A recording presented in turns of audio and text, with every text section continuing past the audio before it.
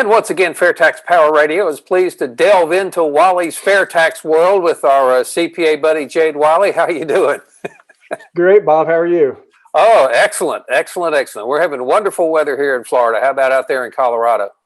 You know, we just got snow yesterday. I know it's April, but it's 70 degrees one day and snow the next. What can you do? Well, I tell you what, better you than me to have to put up with the snow, no doubt about that one. But I'll tell you what, you've picked a really interesting topic for this week's, or this month's, or this quarter's, I guess it is, Walle's World. Of course, I didn't realize that you got a new degree in psychology on top of your accounting degree.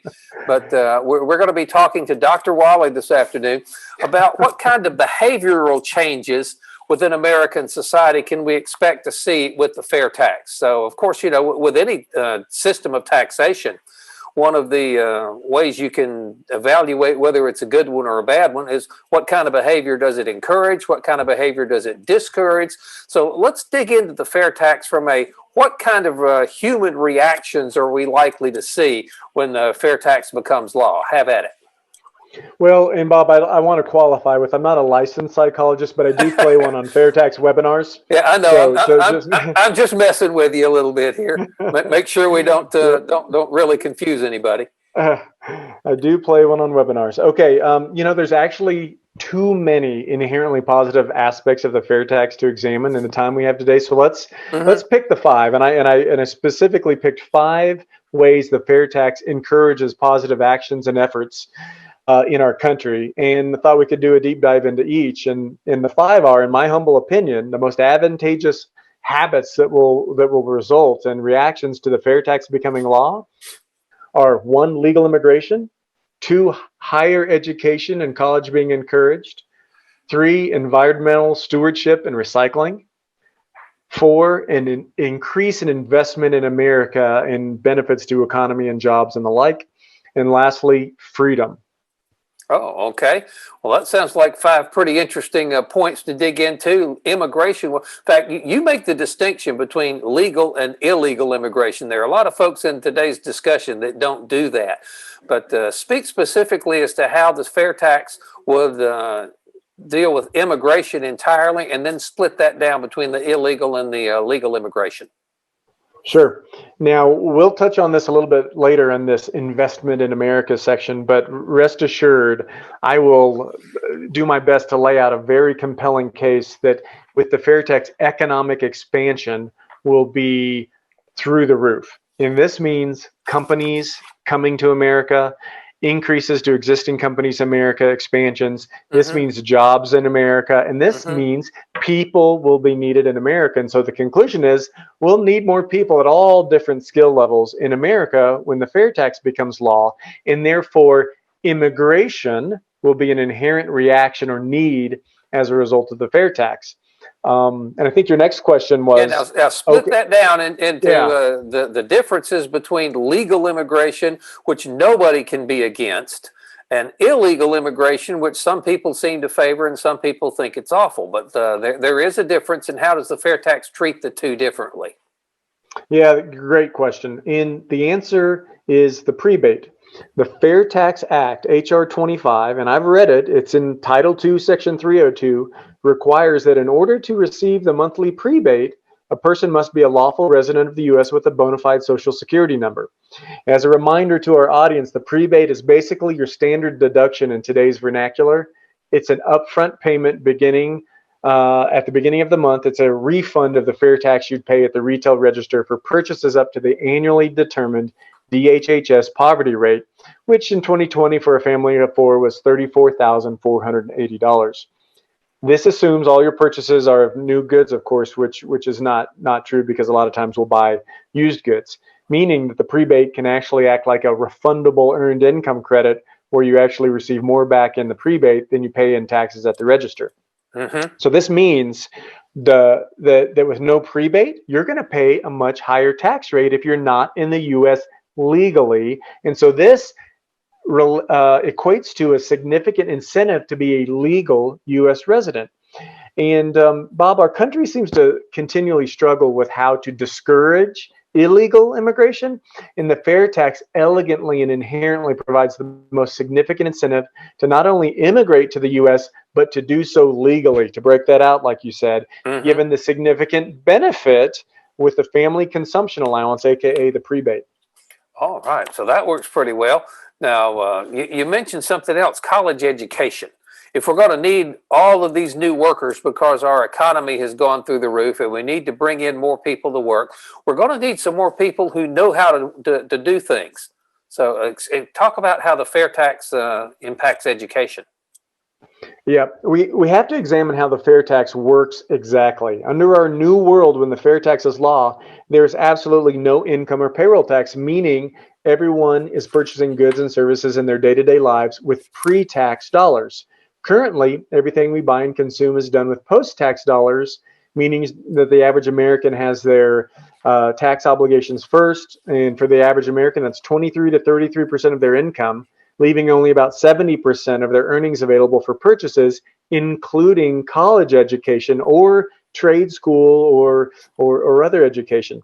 One amazing aspect of the fair tax is that no investments are taxed. And Title II, Section 2 of the HR 25 Act notes that primary, secondary, and post-secondary education and job-related training courses, so like welding and skilled labor, do not pay the fair tax. So I could go to school and get my commercial pilot's license without paying any fair tax. How cool would that be? Okay, so really elaborate on that. What does that mean exactly? So this means that with the fair tax, you keep your entire paycheck, you receive the prebate, and the goods and services you purchase, depending on which economic study you look at, will decrease by approximately 10 to 20%, since the embedded payroll and income taxes will fall out of the cost buildup in ultimate retail price, including college education. So to summarize, 1, college costs will be 10 to 20% less than it is now, with embedded payroll and income taxes falling out. 2, you'll receive your entire paycheck with no federal FICA or Medicare withholding. 3, you'll receive your prebate each month. 4, you'll pay your college tuition with pre-tax instead of post-tax dollars. And lastly, you'll not pay the fair tax on your college tuition expenditures, which can be quite extensive. So you're legally avoiding fair tax on college and post-secondary and job training expenditures. So the grand total, when the economists crunch all the numbers, is that college tuition will be around 40% less under the fair tax compared to the cost we currently pay under the income and payroll tax system. And it shouldn't be too hard to say that it would be a good thing for society in general to have a more highly educated population, not only on just the academic side with the doctors and the lawyers and the CPAs and folks like that, but also with, pilots and welders and folks that are in these trade schools. And the fair tax helps that along all the way across the board, correct? Absolutely. And just think about it. For a society to be truly free and functional, education is key. Now, I know some people, don't like where certain universities are going with certain policies and practices and in indoctrination, et cetera. But generally speaking, the more educated a society is, the better that society is going to be. The fair tax makes it 40% more economical to be educated. Wow. Okay. Your third point is something that I really hadn't thought of, and I've been digging around in the fair tax for years now, how the fair tax would encourage environmental stewardship, you call that. Explain that. Yeah, this is what I love about the fair tax. It naturally and unobtrusively encourages various actions, habits, and practices. Unlike our income tax, it's like a bull in a china shop in its attempt to influence American behavior. We were just talking about the prebate. The prebate assumes everything we consume is done at a retail level. The reality is that many of our purchases in life, especially large runs, are of pre-owned or used items. For example, approximately 90% of all home purchases are of used homes, not new. Over 70% of all U.S. car purchases are pre-owned vehicles. Okay. Well, that makes sense, but help me understand, or help the people watching here understand exactly how the fair tax would encourage recycling. You bet. So given I'll receive a prebate each month, the natural reaction or motivation to me is to purchase as many things as possible that are used. Why? Because I won't pay any fair tax on these used purchases. So to legally avoid a 23% inclusive fair tax on new purchases, I'm going to want to buy as many things that are pre-owned as humanly possible. So what will this naturally encourage? Multiple ideas for businesses that sell gently used items will flourish and spring up with the fair tax. Think of gently used clothes, tools, furniture, books, sports equipment, all sorts of electronics, and of course, two of our largest lifetime expenditures, homes and automobiles. So the result is less e-waste in our landfills, less landfill storage, Mm-hmm. period, less energy produced and consumed to manufacture new items, since there will be more demand for used items. This results in less mining of core materials like iron and carbon, aka evil coal, which Mm-hmm. produces steel when carbon and iron are mixed together. The Mm-hmm. oil and gas produced that is used to power the equipment used to build these items, and the supply chain impacts keep going and going. The end result is that the fair tax will single-handedly be the most progressive environmental stewardship and protection law ever passed by the U.S. What an amazing and implicit benefit of the fair tax. Well, you've kind of touched on something that a listener to Fair Tax Power Radio asked us about the other day. He was saying, wouldn't the fair tax, talking about how the rich would try to evade, paying the fair tax by buying gently used Ferraris and gently used yachts and gently used mansions, and to talk about that, you're saying the fair tax is going to just kill demand for new items. Address that. You bet. That would be, from what I just said, that's the natural question and the natural reaction. But we have to remember the basic rule of economy is a teeter-totter between supply and demand. Mm-hmm. So the fair tax will naturally encourage demand of used items to go up. That's true. That means prices go up. That's the way economics work. But as the price of used items goes up, and we have to remember the price of a new item by comparison is going to drop 10 to 20% because embedded taxes fall out, but then go up with the fair tax 23%. So just a little bit higher, but not much. But as that used price gets higher because demand is up, it gets closer to the new price over here. And so as that used price becomes inexorably closer to the new price, the behavioral implication has been studied in economics is when that gap gets shrunk, people will automatically go over to the new item and say, wow, it's not that much of a price difference. Let me just buy something new. Because especially if I'm affluent, I like new things. I like that Ferrari to be new instead of used. Yeah, And so the market will. I'm saying a new Ferrari is a higher status symbol than a used one. That's true, but just from a market perspective, an equilibrium will naturally occur as a free market economy drives the demand up for one, and then at some point the demand over here for the new item will increase as well because the prices get too close, and then that natural distance between the two will be established just by a free market. It's just the basics of economics 101. Yeah, well, actually, in order for there to be used items in the economy, they have to be produced new at some point. So, yeah. That's true. So that's true. Yeah, that's true. I guess there's not very many businesses producing used items. No, not really. You can't go to Walmart and buy a used shirt, for example. But if I'm hearing you right, what you're saying is that the fair tax will do as much, if not more, for the environment than all of the myriad of environmental regulations we're dealing with today. Is that accurate?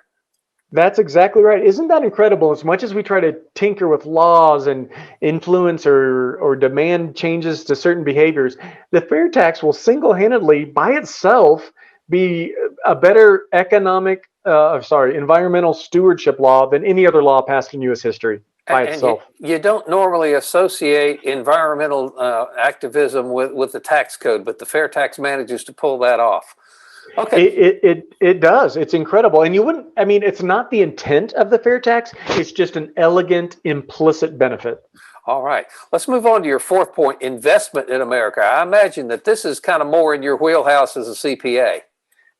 Right. In today's world, we've heard politicians on both sides of the aisle come out and blatantly threaten U.S. businesses as it relates to international operations, keeping facilities in the country, and the like, right? Mm-hmm. Talking about the corporate inversions, all the American companies. We went through a list on Fair Tax Power Radio a while back of all of the formerly American companies that are now headquartered overseas, and that's incredible. And it's been how do we stop that? Right. You don't do it with threats. Yeah, that's right. It seems like America has resigned itself to realizing that we're losing our businesses facilities and employees to foreign countries and to react with threats, to your point. Yeah. And now they're just we're saying smart. that's the new normal. Right. And I just fundamentally disagree with that. We are smart enough in this country to realize the age-old adage that you catch more flies with honey instead of vinegar, and that motivation is often better accomplished with a carrot rather than a stick. One of the fair taxes most amazing benefits is that our U.S. economy, businesses, employees, and investments in America will result in businesses coming to America in droves. So you tell these major international corporations, hey, there's no corporate income tax over here. And what's the result of that going to be? That's pretty easy. That's exactly right. I mean, a few things. One, there's going to be no advantage to keep money offshore now, so to avoid repatriation taxes that currently exist. There's going to be no endless business analysis of tax consequences that cripple U.S. businesses by derailing thousands of potential investments, sales, and growth projects every year, freeing up valuable time. Companies abroad will want to come, to your point, Bob, to the world's tax haven. There will be no income tax on what they earn in America, no embedded taxes built into the cost of the goods produced here. Many of the world's most prominent MNCs, the multinationals, will relocate their headquarters and manufacturing facilities to the U.S. in a matter of a few years, if not sooner. Wow. Speak to the point about how the fair tax would enhance ability of American businesses and manufacturers to compete in the global marketplace. Right. For American goods sold abroad, the penalty is finally lifted for an even playing field. And this occurs in two different ways. First, the fair tax encourages us to buy American goods because all imported goods will now be more expensive, since the fair tax will be added and included when these imports are sold in Walmart and Target, for example. This effectively untaxes made in American goods. And one of the biggest forces to come against the fair tax will be large retailers who will pull out all the stops to squash the fair tax. Their competitive advantage when selling imported non-U.S. made goods will evaporate. So we'll have to be prepared for this onslaught. We'll need to educate these large companies and their lobbyists that the cost of U.S. goods will significantly decrease, which would help these retailers. Also, the economic reality is that China and Vietnam, countries that we purchase a lot from, will compete for our business.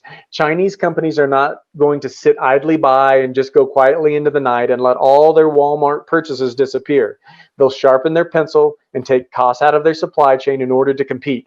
And this is another incredible reaction to the fair tax. It actually helps the entire world be more efficient and drive down waste and excess costs.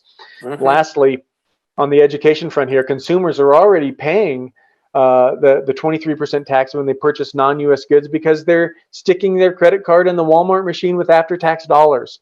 The fair tax simply moves that income and payroll tax to the retail level in the form of the fair tax. And number two, to your point, American-made goods that are purchased abroad, when American companies sell abroad. Imports coming here, and then we got American goods going there. Yeah, these sales of American goods abroad, exports will explode. Currently, our embedded income and payroll taxes are built into the cost of every American-made good at approximately 22% of the price of every good sold.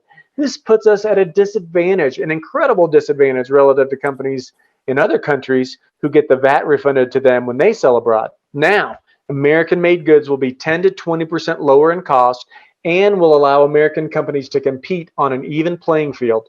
And last time I checked, we're one of the most innovative and dynamic countries in the world as it relates to what we invent and produce. And I'll put our country's companies up against anyone in the world. Yeah, I would think that the quality of American goods, if the price is equal, we win that one hands down. So what about existing businesses? How does that work? U.S. businesses, in my opinion, will flourish under the fair tax. Businesses crave stability, and with the fair tax, it is finally here. No more corporate income tax rate changes in what is deductible, accelerated depreciation, all that's gone. A recent study showed that there are only approximately 2.5 million U.S. retail businesses. Thus, out of the approximately 100 million U.S. businesses, it's quite a bit, right? And that includes sole proprietors and small businesses. But 100 million U.S. businesses, 2.5% of them will need to concern themselves with the fair tax collections and remittances. This means that about 98% of all U.S. businesses no longer have to deal with payroll tax departments, corporate income tax officers, accounting tax systems for tax purposes, payroll accounting firms for tax strategy and consulting, and other accounting consultants, and the list goes on. These are what we call business to business entities. And for example, my accounting firm, if we sell an attestation or an audit service to a company, it would not be an end use retail purchase, and there'd be no fair tax administered or collected.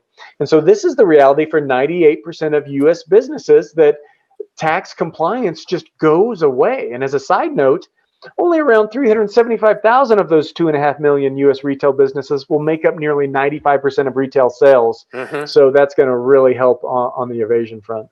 Yeah, but you would think that you say we're going to get some resistance from the large retailers. What makes it so hard for them to see that they're going to get these kind of benefits with a fair tax? That's a great question. I think humans are creatures of habit.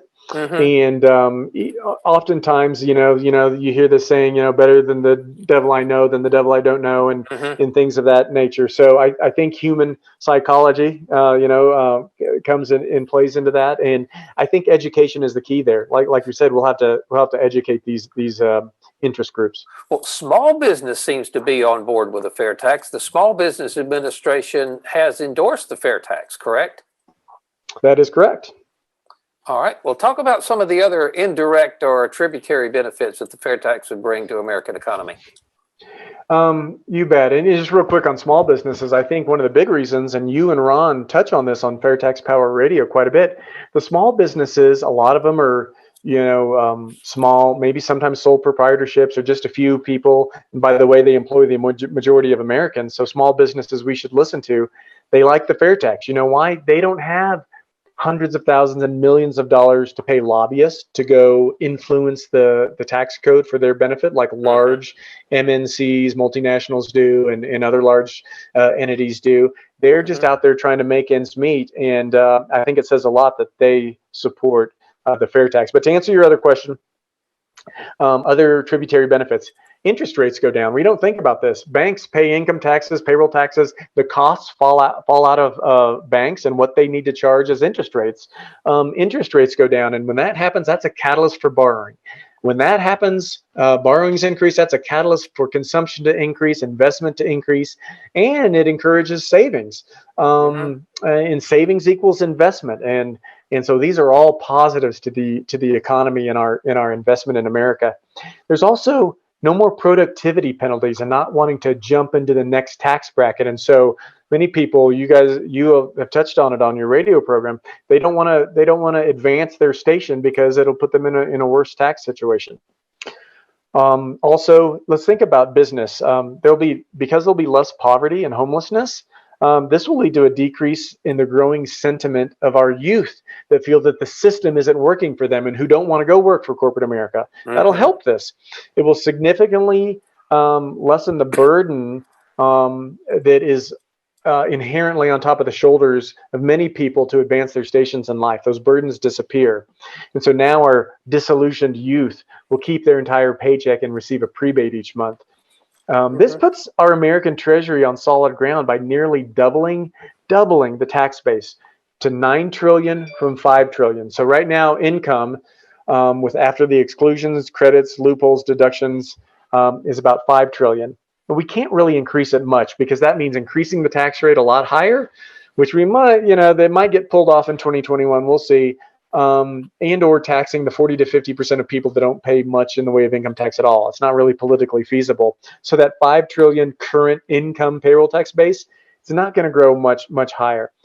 We grow it with the fair tax to $9 trillion. Just by itself, that just is a huge game changer. And lastly, the bottom line on our personal position with the fair tax relative to the current system is that all economic studies conclude that purchasing power increases. And let's focus on that word. Purchasing power, it's the bottom line. And it means that there's more money in your pocket and my pocket at the end of the day after all taxes are paid and all consumption is made. This obviously leads to increases in spending on products, services, charities, and college education and job training when we have more purchasing power at the end of the day. Well, that all makes sense. I tell you what, I think you saved your best point till last. We've got just under 20 minutes to devote to how the fair tax would enhance just basic freedom in America.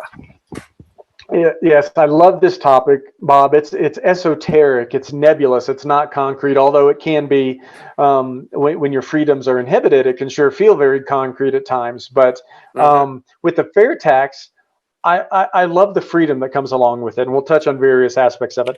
All tax costs are visible to everyone for the first time ever. You'll be able to mathematically see, if you want to, 100% of the tax burden you're carrying.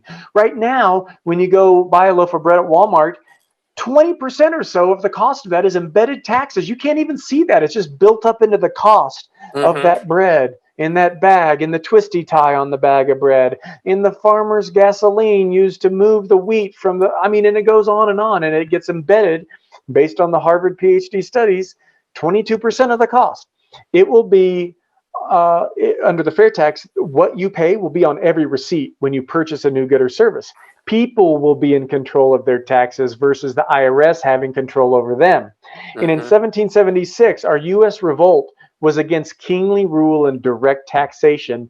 And of course, our 16th Amendment undid this protection. But the fair tax will bring us back to the very freedom we fought and bled for in the late 1700s. And the true cost of government will also be able to be fully seen, which could have the benefit to encourage us to reduce our growing national debt, even as a further tributary benefit of the fair tax. Yeah, I'm beginning to wonder if the politicians like the idea of having the true cost of government hidden. People can't complain about something they don't know about. But yeah, when you've got the cost of federal government printed right on every receipt you get, it's kind of hard to hide that. That's exactly right. And all this current, talk in April 2021 around, should the corporate income tax rate be increased? It's an exercise in futility. And the politicians who support this, it's one of two choices, and both choices are not good. One is they don't realize a basic economic fact that corporations don't pay income taxes. People pay taxes. Corporations don't have heartbeats or families. People do. And all those taxes get embedded into the cost buildup and are paid at the retail level by people. So they either don't realize that economics 101 reality, or they recognize it and realize it, and to your point, like the fact that they can get more money and put more burden on people without them directly knowing about it. So either alternative is not good for the politicians, is it? Oh, not really. But I tell you what, there's a lot more than just what you talked about so far, as how the fair tax would enhance our personal liberties. Dig into that a little further. Sure, I'll try to hit some of these quickly. We could do an entire show on freedoms that will be manifested upon fair tax enactment, or freedom restrictions that will go away. But to name a few, there will be no more SARs. Do you know what an SAR is, Bob? No, educate. Is that a CPA term? No. You and Ron touched on this in a Fair Tax Power Radio episode when you discussed Carol Hinder's case, the Iowa Mexican food restaurant owner who had got her bank account seized because it was a mostly cash business. An SAR that's the report that the bank has to make to the IRS when they think somebody may be trying to get around. Oh, okay, I got you. Yeah, they call it a suspicious activity report, SAR. And so for any, bank deposits $10,000 or greater, or structuring, which means, if the bank is suspicious that someone is trying to stay under that $10,000 threshold with, $8,000 or $9,000 deposits, they report it, and you can have everything seized without any due process whatsoever. There's no more of that with the fair tax. Talk about a freedom coming back to you. No more civil asset forfeiture, no tax courts, no 77,000 pages of IRS regulations, codifications, and court law, no more tax returns, no more IRS, W-2s, W-4s, 1040s, K-1s, 1099s, and believe me, the list goes on of different tax forms. No more. No more loopholes, exemptions, carve-outs, exclusions, credits for some, but not for others. No more $600 billion in that U.S. businesses and individuals pay in compliance costs each year. No more 8.9 billion hours of time spent each year complying with the tax code. No more IRS abuse, either on either side of the aisle, to undermine or investigate political opponents. No more silly laws to require that someone turn over their personal, private, intimate tax details to the general public if they want to run for political office. No more IRS audits. No more $1 trillion a year in illegal tax evasion. That's what we're trending to based on the recent PhD study by Dr. Richard Sabula in 2019, where he showed that in 2019, illegal tax evasion was $739 billion with a B. Under the fair tax, evasion would have been only about $41 billion in 2019. And this is based, and by the way, 739 to 41. Let that sink in for a second. That's a 95% decrease in illegal tax evasion when we go to the fair tax. And you might say, well, Jade, how do we know fair tax evasion would only be 41 billion? And first of all, we know there's going to be some evasion and cheating because we're dealing with human beings, and there will always be cheating. It's just which tax system is inherently more bulletproof against tax evasion, and it's the fair tax. Yours truly, actually did a study in September on tax evasion. It's on fairtax.org, and anyone can go see it. But it proves, and it uses other studies on sales tax evasion and Dr. Richard Sebula's studies on overall evasion, and it extrapolates, and it shows that we have a 95% decrease in illegal tax evasion with the fair tax, and that's just enormous, Bob. And you think about all the coffers from 800 billion to 40 billion. That's a lot more money in our U.S. Treasury. It is. Let me go back to something you mentioned a second ago about compliance costs. Now, most people don't really understand what that is, and some of them they do that. Well, I don't mind spending $39.95 for a TurboTax every year. Dig into your CPA experience and talk about just the magnitude of some of the compliance costs that large businesses have to put up with. Absolutely. Some of the, you think about Fortune 500, many, some of the, top firms will pay even hundreds of millions in tax compliance costs to consultants and accounting firms. Now, that's not very many firms paying, 100 million, but there are some, believe it or not. There's many paying tens of millions, if not millions, of dollars in tax consulting. And I think there was a much fanfare in 2010, I believe it was, around General Electric, who had a tax return about this thick and had zero corporate tax obligation. But I have no idea, who helped them on their tax consulting. But a company that size, it had to be in the tens and tens of millions of dollars just to determine that you owe zero income tax. So it's quite a bit.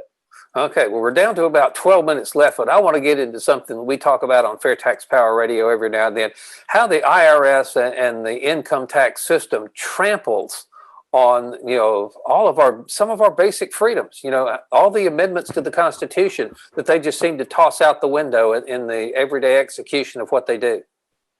Absolutely. Let's touch on the First Amendment, the Fourth Amendment, Fifth Amendment, Sixth and Seventh, and then also the 14th Amendment, and we could do a whole show on these, and I'll hit the highlights. Yeah, you'll have to Reader's Digest this. We got about 11 minutes to go. So for the freedom of speech, LBJ in 1954 got passed into law what's called the Johnson Amendment, where 501c3s can't endorse or oppose political candidates, a direct infringement on the right to free speech.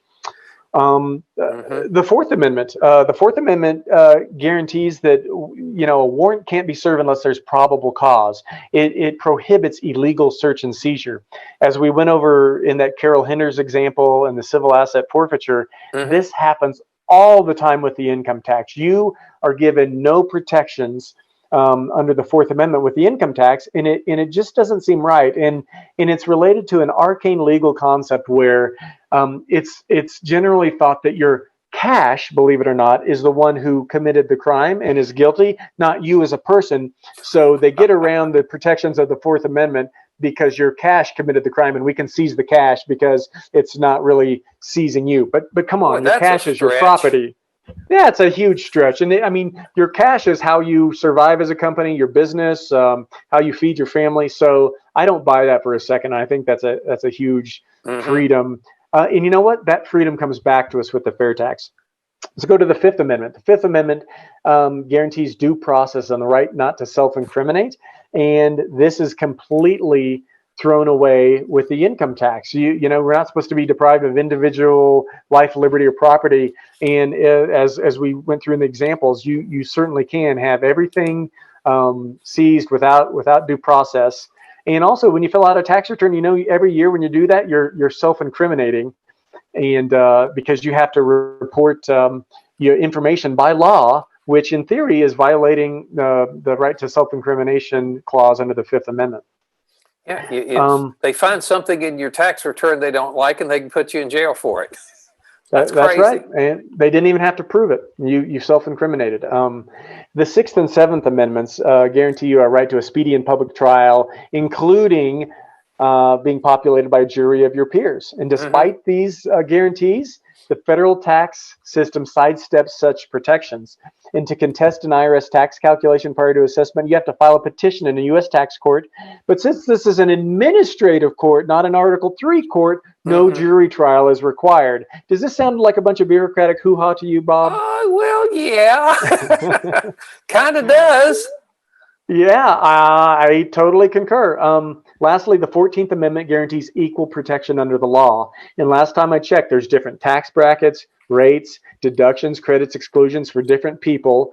And they don't apply to all U.S. citizens equally, which it's a clear violation of the 14th Amendment, period.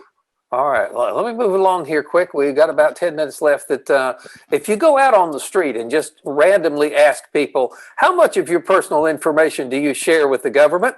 What kind of answers are you likely to get? And compare that with what the actual reality is. Yeah, you know, I think we're so accustomed. We're the frog in the pot of water where the temperature is slowly turned up. So we don't realize how much of our intimate details we share with the IRS. But let me give you a brief sample of what the IRS and the federal government gets to know about us because of the income and payroll tax system, all of which would go away under the fair tax. First, income. How'd you earn it? From who did you earn it? When did you earn it? Your expenses, aka deductions, to who, for what, when, the car you drive, the type, the miles driven, and for what purpose, medical expenses, health insurance data, home size and home improvements made, think home office deduction, bank accounts, related large deposits, interest earned, whether you have accounts abroad, etc., investments, your stocks, bonds, cryptocurrency investments, dividends received, capital gains and losses, your charity affiliations, and which organizations does Bob Paxton support with your contributions, and how much do you support them with, and when, and by what means? Was it property? Was it like-kind exchange? Was it cash? Was it securities? Is it stepped-up basis? Your educational savings, including how much each year, which organizations you're saving with, when you withdraw the money, what the withdrawal is for, etc. Goes on and on. And with a fair tax, it is none of Uncle Sam's business to know any of that stuff. That's right. It all is your personal business, which kind of sounds like freedom.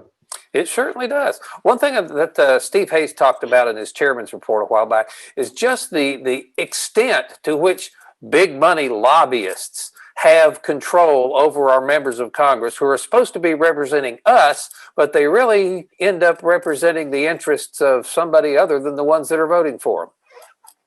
Oh, that's so true, and that'll be a group. You know, like I said, large retailers, but also the lobbyist group.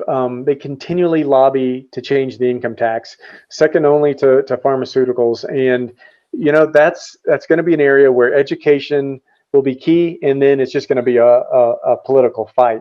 Because a lot of that goes away, and those six-figure salaries go away because there's nothing to lobby for with the fair tax. Well, they may still try to tinker with it, but they can no longer bury their little time bombs in 70,000 pages worth of code. Right. And so any tinkering they do will be apparent to people. So it's just kind of the in the sunshine is a good disinfectant.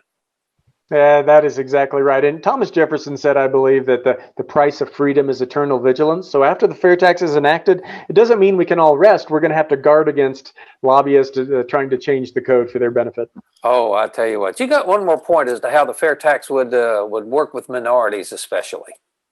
Yep, and so I think a big part of freedom, is making sure folks are treated equally, and everything seems so racially charged these days. I believe the fair tax inherently addresses racism as well, because to the extent it exists, it's a violation of basic freedom.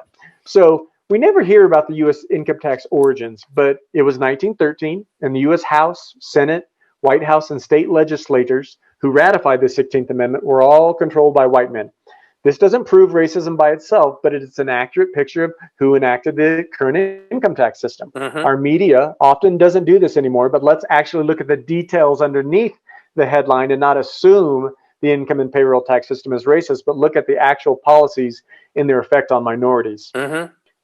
First, the payroll tax brings in 40% of the U.S. Treasury's receipts, and the payroll tax is the most regressive of all, which disproportionately affects minority workers and family. And thus, it kind of puts a ceiling on the working poor minorities' ability to advance their station in life.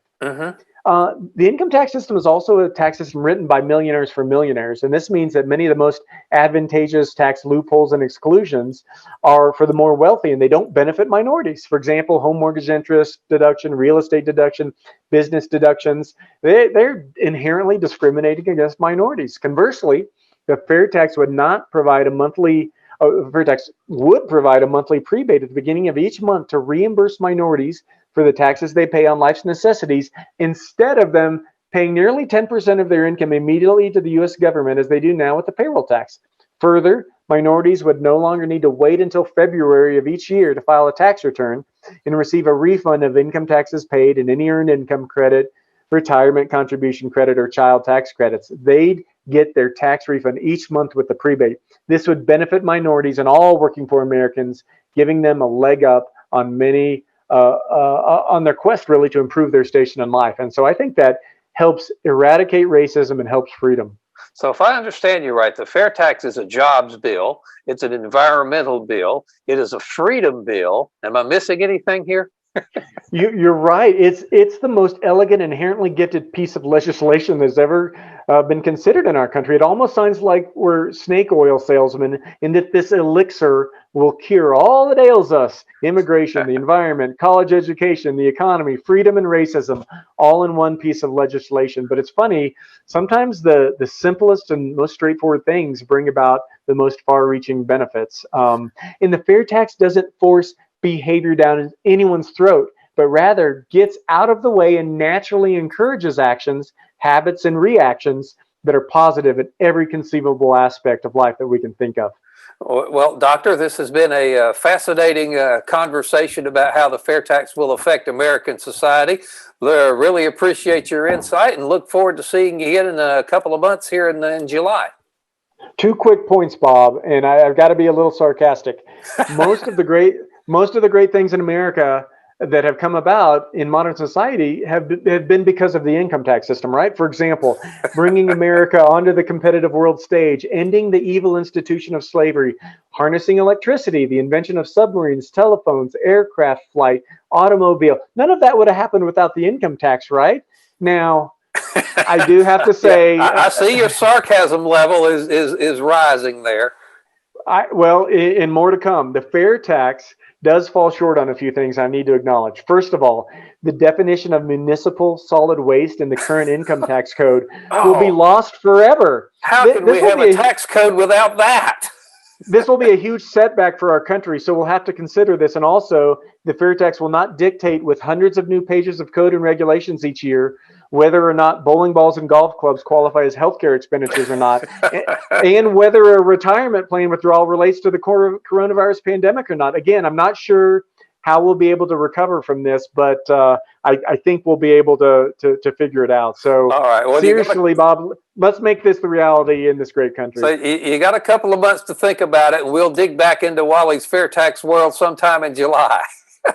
That sounds good. Bob, thanks for taking time with me. It was a great chat. Oh, thanks so much. We appreciate it. You have a great day. Bye-bye. You too.